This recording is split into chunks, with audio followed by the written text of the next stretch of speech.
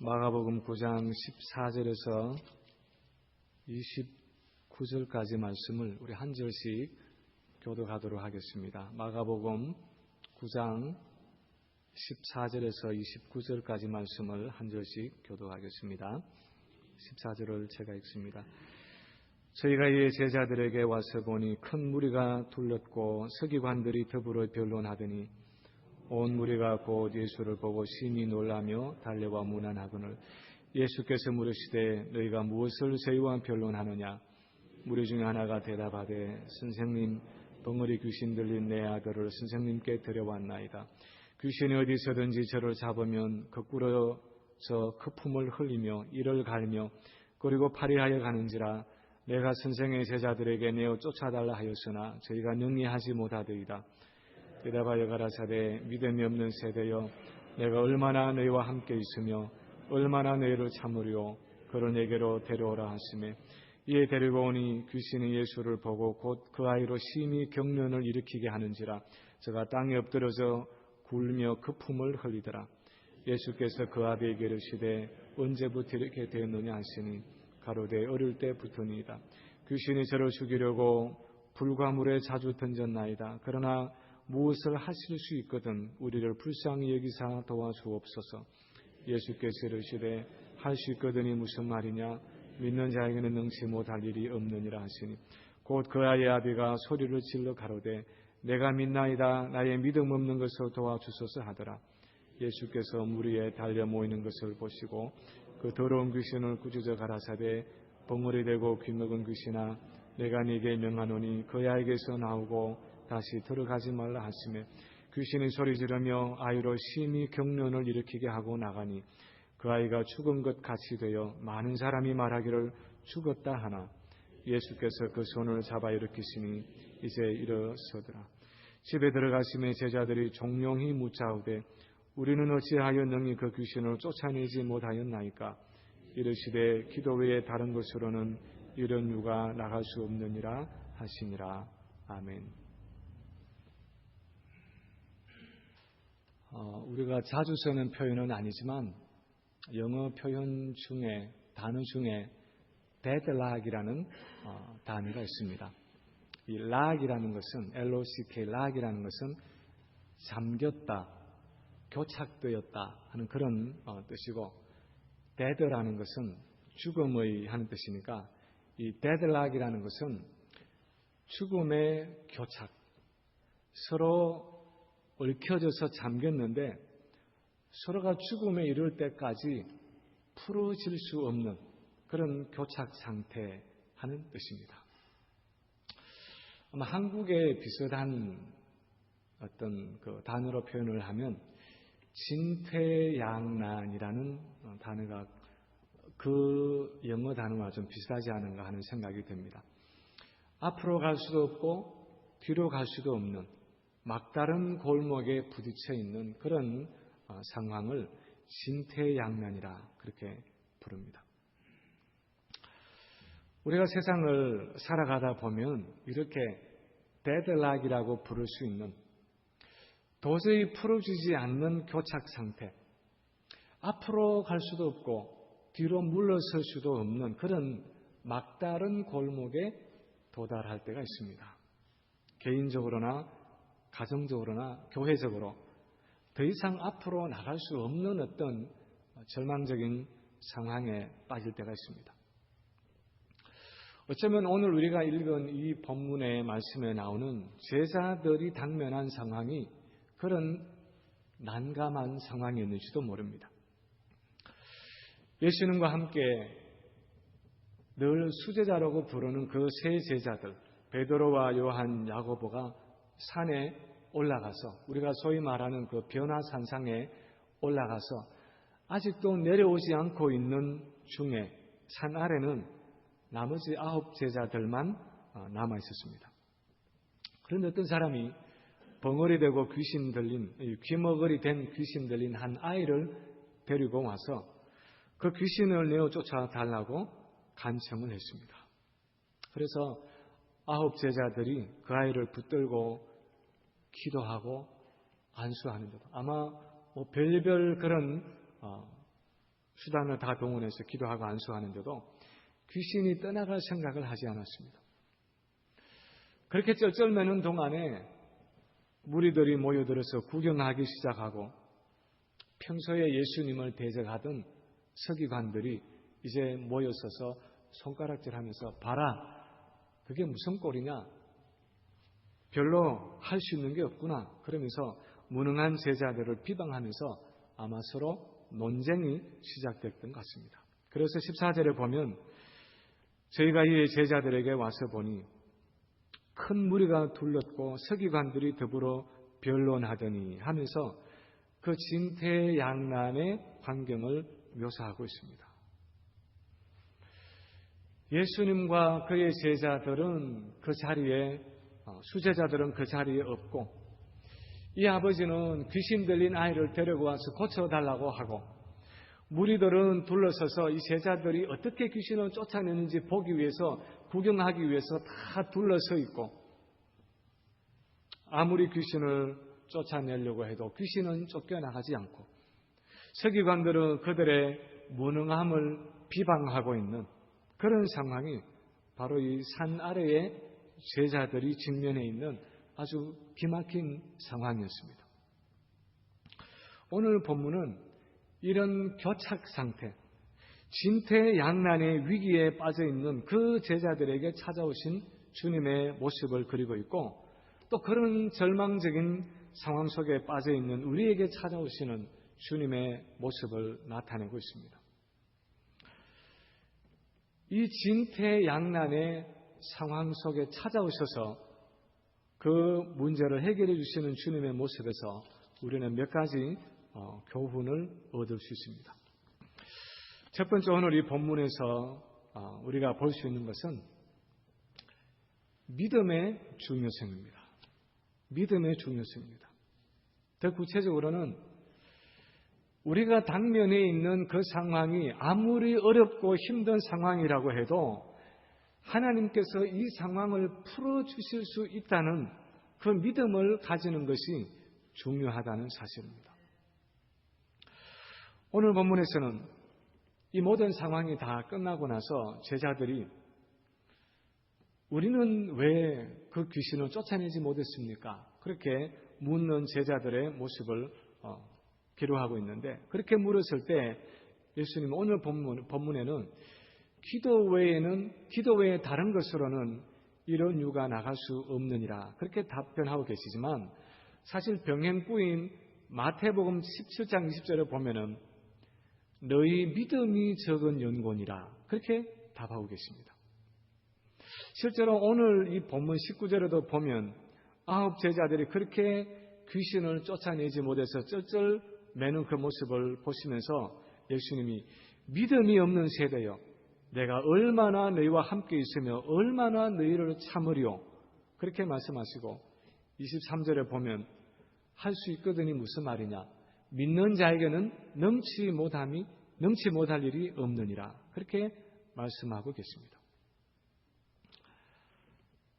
9 제자들도 그렇고, 이 귀신 들린 아들을 데리고 온 아버지도 그렇고, 둘러서 있는 모든 무리도 그렇고, 그 세대 전체가 가지고 있는 그 믿음에 대해서 예수님은 굉장히 안타깝고 답답한 마음을 가지고 계셨습니다. 그동안 예수님은 지상에 계시면서 하나님 나라의 그 권세와 능력에 대해서 가르치고 선포하신 지가 벌써 오래됐습니다. 예수님은 구약의 선지자들을 통해서 약속하셨던 그 하나님의 나라가 드디어 도래했다는 사실을 선포하셨습니다. 그리고 그 하나님 나라의 성격에 대해서, 그 하나님 나라의 능력에 대해서 여러 비유들을 통해서 가르치셨습니다. 그리고 실제로 그 구약 시대에 약속하셨던 하나님의 나라가 드디어 임해서 그들 가운데 있다는 사실을 보여주기 위해서 많은 기적과 능력을 베푸셨습니다. 많은 귀신 들린 자를 쫓아주시고 병자들을 고치시고 기적을 행하신 그 모든 것들은 이미 하나님의 나라가 그들 가운데 임해 있다는 사실을 보여주기 위한 하나의 입증이었습니다. 하나님의 임재와 하나님의 능력이, 하나님의 나라가 이미 너희에게 있다 하는 그 실제적인 증거가 예수님이 그동안 베푸신 병고침과 귀신 쫓는 일과 기적 행하신 일들이었습니다.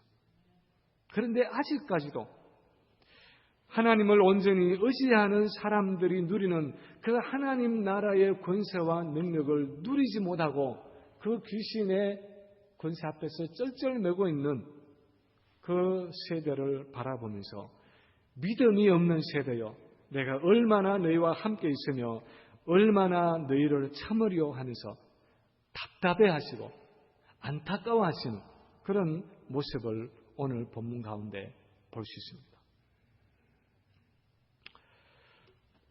혹시 오늘날도 예수님이 우리를 보고 계신다면 우리의 허둥대는 모습을 보시면서, 우리의 쩔쩔매는 모습을 보시면서 답답해하고 안타까워하실 모습 속에 우리가 빠지지는 않습니까?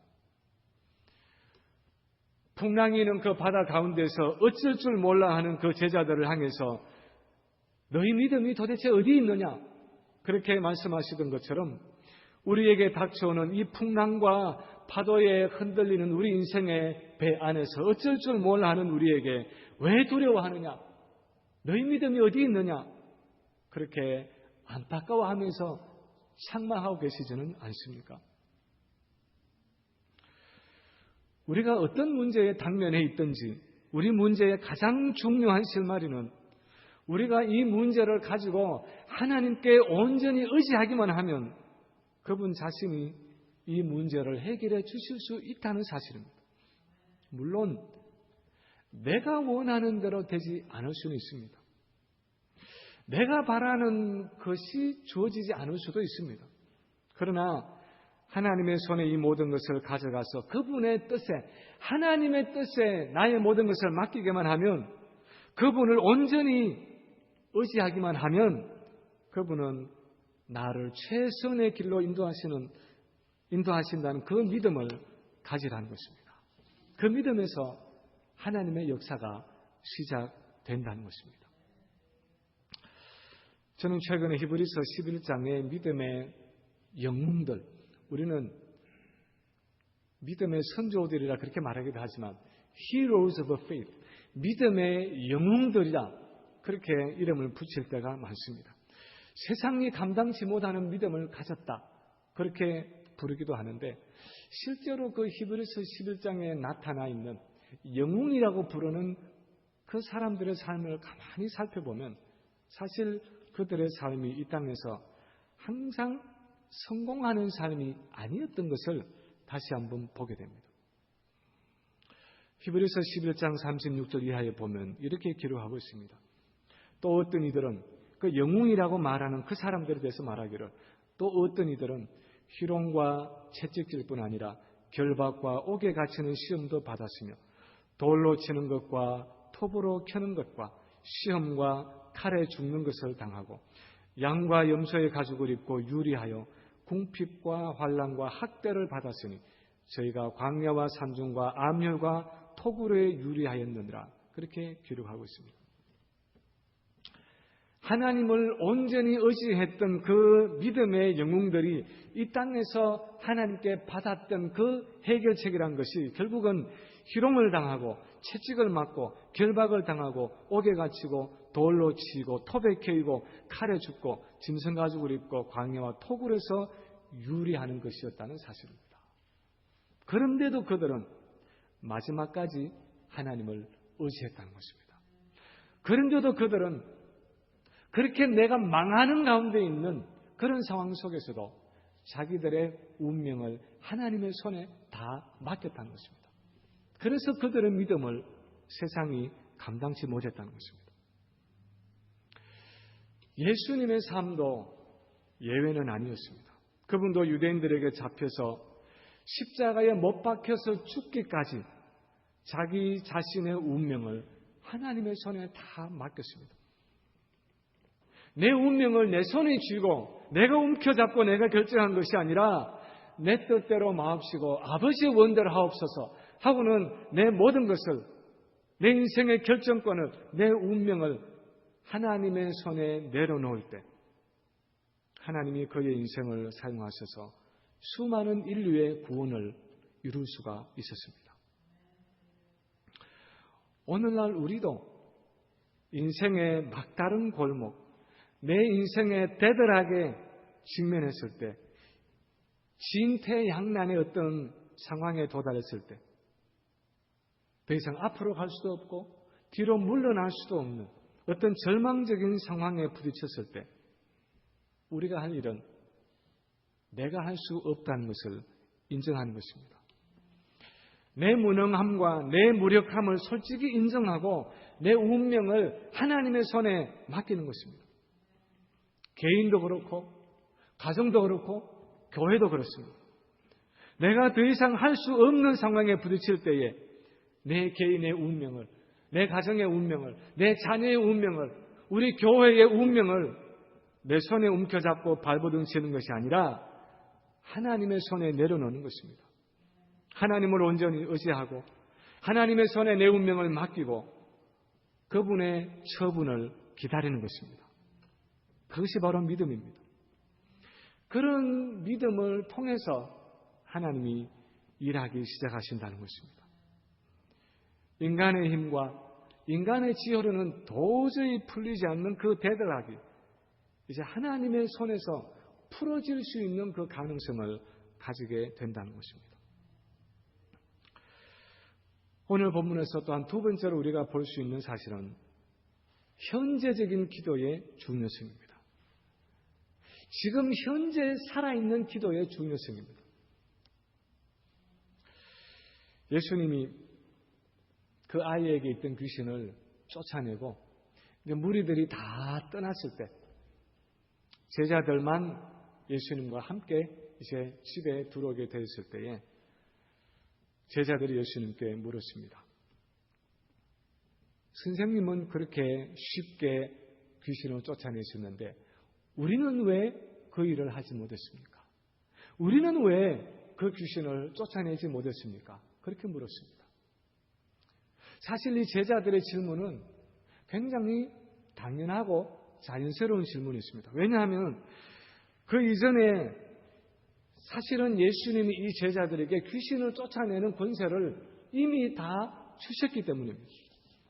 마가복음 6장 7절에 보면 예수님이 12제자를 부르셔서 둘씩 짝을 지어서 그 이스라엘의 동네로, 유대의 그 동네로 가라고 보내시면서 더러운 귀신을 제어하는 권세를 주셨다 그랬습니다.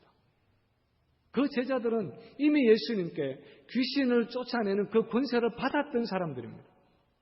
그뿐 아니라 그들은 실제로 그 권세를 가지고 귀신을 쫓아내는 경험을 했던 사람들이었습니다.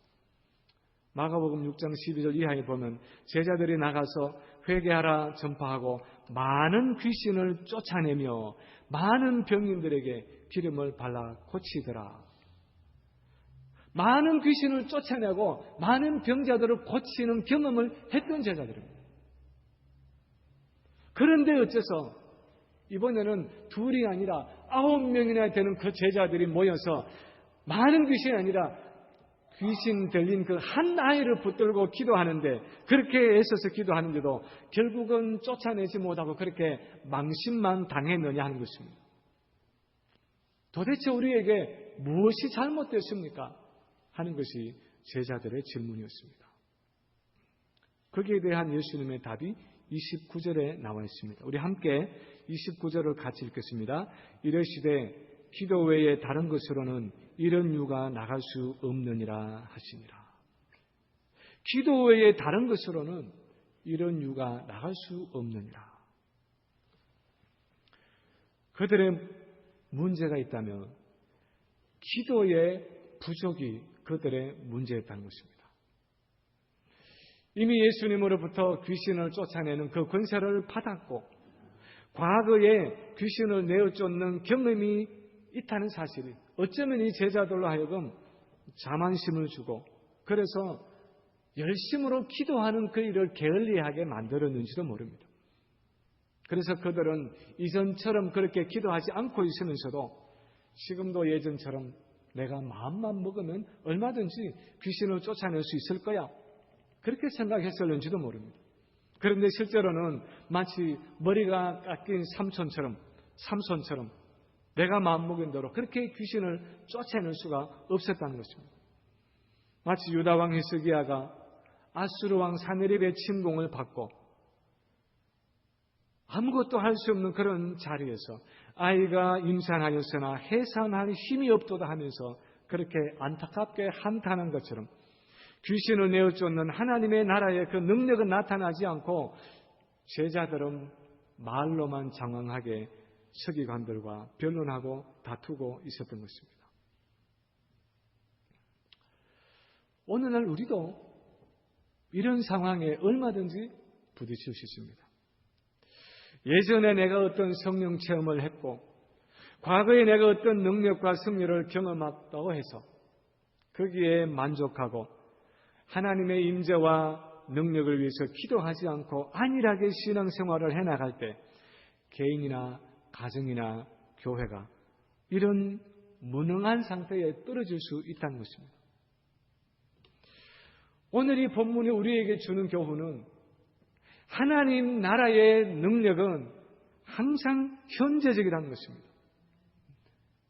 어제 내가 경험했던 그 영적인 승리가 오늘의 승리를 결코 보장해 주지 않는다는 것입니다.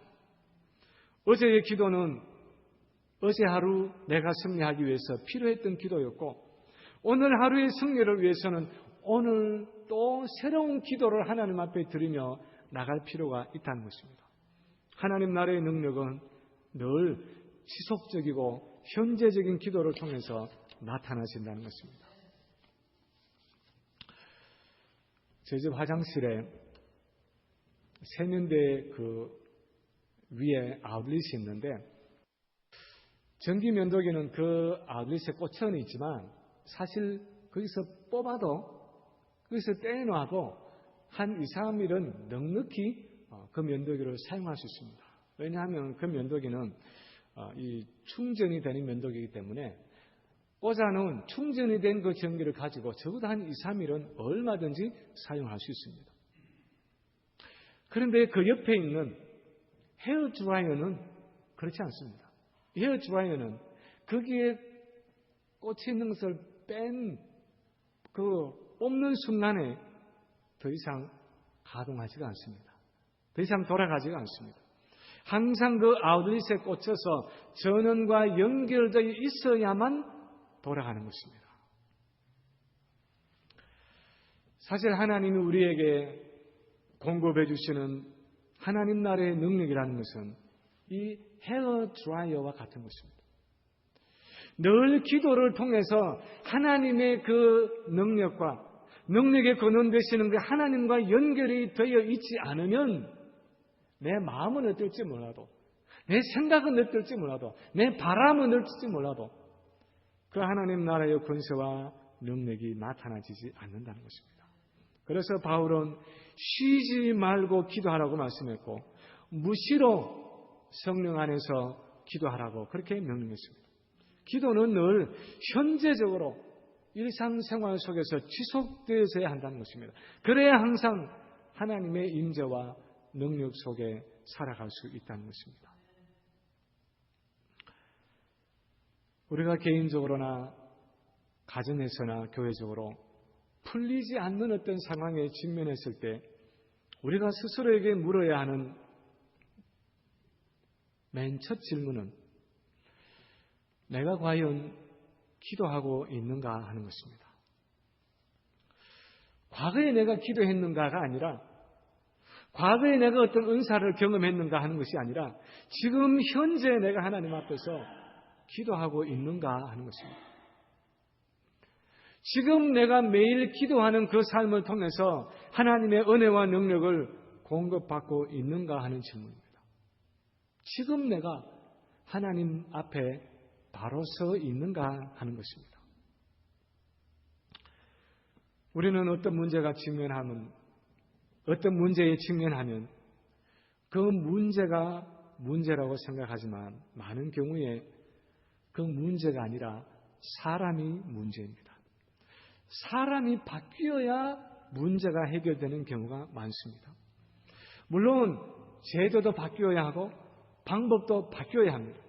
그렇지만 가장 본질적으로 사람이 바뀌지 않으면 그 방법이나 그 제도도 얼마든지 악용될 수 있는 것입니다. 이번에 세월호 사건만 봐도 그렇습니다. 우선 한국에 안전에 대한 법이 없었던 것이 아닙니다. 안전에 대한 제도가 없었던 것이 아닙니다. 그런데 사람들은 그 법을 전혀 지키지 않았습니다. 화물을 법에 규정된 3배로 그렇게 실으면서도 정해진 규정된 그 화물에 3배로 실으면서도 아무런 의식이 없는 그 사람들이 문제였습니다. 하나님이 우리를 어떤 교착 상태의 상황으로 몰아가실 때 그분의 가장 1차적인 목표는 사람을 바꾸는 것입니다. 그 한계 상황에서 정말 내 모든 것을 다 하나님의 손에 내려놓고 그분의 은혜와 능력만을 의지하는 그런 사람으로 그 사람을 바꾸기를 원하시는 것입니다. 그래서 사람이 달라지면, 사람이 바뀌면 그 문제가 해결되지만 사람이 달라지지 않으면, 사람이 변화되지 않으면 문제는 영원히 풀리지 않는 것입니다. 그런데 그렇게 사람을 바꾸시는 방식이 바로 기도라는 것입니다. 기도는 단순히 문제의 해결을 가져오는 정도가 아니라 사람의 변화를 가져옵니다.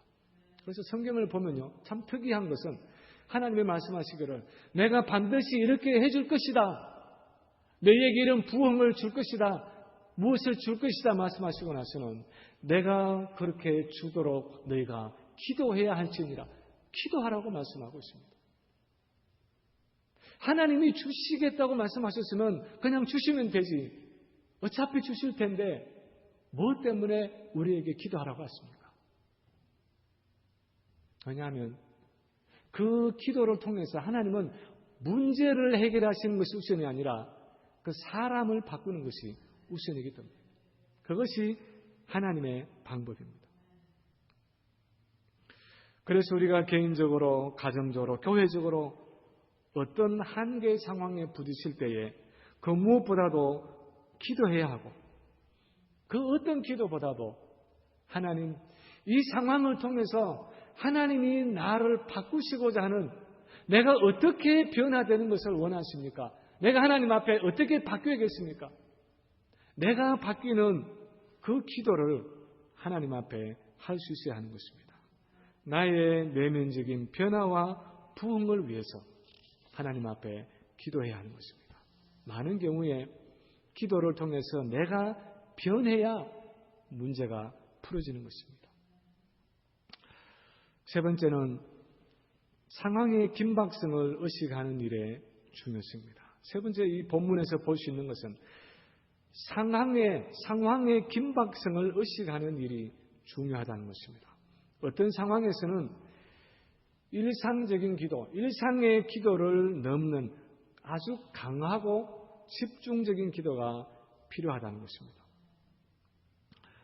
오늘 본문 29절에서 예수님은 기도 외에 다른 것으로는 이런 유가 나갈 수 없느니라 그렇게 말씀하셨습니다. 어떤 사본에는 기도와 금식 외에는 이런 유가 나갈 수 없다 그렇게 번역을 하고 있습니다. 그렇게 사본이 적혀 있습니다. 어떻게 표현을 했든 간에 그 의미는 기도만을 말하든지 기도와 금식을 말하든지 여기서 가지고 있는 그 의미는 강하고 집중적인 기도입니다. 그동안 제자들이 기도하면서 쫓아내었던 귀신들이 많이 있었지만 지금 이런 종류의 귀신들은 특별히 강하고 집중적인 기도가 없이는 결코 내어 쫓을 수 없다는 것입니다. 어떤 종류의 악령들은 좀 더 강하고 특별한 기도가 필요하다는 것을 인식해야 한다는 것입니다. 어떤 종류의 영적인 문제는 좀 더 강하고 집중적인 기도, 금식하고 철야하고 결사적으로 부르짖는 기도가 필요할 때가 있습니다. 자신의 전부를 내어 던지는 그런 전폭적인 기도가 필요할 때가 있습니다. 우리가 잘 아는 야복강 그 강나루에서 야곱이 했던 기도가 그런 종류의 기도였습니다. 형 에서의 자기를 죽이려고 하는 그 형 에서의 공격을 앞두고 자기의 가장 중요한 뼈인 환도뼈가 부러지는 그런 가운데서도 놓아주지 않고 하나님의 그 사람을 놓아주지 않고 생사를 건 기도를 했던 것이 바로 야곱이었습니다. 유다왕 히스기야는 병들어 죽게 됐을 때 얼굴을 벽으로 향하고 통곡하며 여호와께 기도했다. 그렇게 기록하고 있습니다. 얼굴을 벽을 향했다는 것은 어떤 사람을 바라보지 않고 어떤 주변을 바라보지 않고 하나님만 바라보는 가운데 기도했다는 것입니다. 그래서 15년의 생명을 더 연장받았습니다. 에스더는 자기 동족 유대인들이 죽음의 위기에 처했을 때에 모르드게에게 말하기를 당신은 가서 수산에 있는 유대인들을 다 모으고 나를 위해서 금식하되 밤낮 3일을 먹지도 말고 마시지도 마소서. 나도 나의 시녀와 더불어 이렇게 금식한 후에 규례를 어기고 왕에게 나아가려니 죽으면 죽으리이다. 그렇게 말했습니다. 밤낮 3일을 먹지도 않고 마시지도 않는 그런 금식의 결사적인 기도를 했습니다. 그리고 죽으면 죽으리라 하면서 목숨을 걸고 왕에게 나갔습니다. 때로는 우리의 삶에 그런 비장한 기도를 해야 할 때가 있습니다. 그런 기도를 통해서만 우리의 문제가 풀어질 때가 있습니다. 그런 기도를 통해서만 하나님이 우리에게 역사하실 때가 있습니다. 왜냐하면 그런 기도는 자신의 전부를 내어 던지는 그런 결사적인 기도이기 때문에 그렇습니다. 자신의 목숨을 거는 기도이기 때문에 하나님이 우리의 기도를 들으시는 것입니다. 우리가 가지고 있는 우리 찬송가 361장에 보면 주의 주실 화평이라는 제목의 찬송가가 있습니다. 영어로는 Is your all on the altar? 당신의 전부가 제단에 올려져 있는가 하는 그런 제목의 찬양입니다. 엘리샤 올브라이트 호프만이라는 목사님이 작사 작곡한 찬송인데 그 가사가 이렇게 되어 있습니다.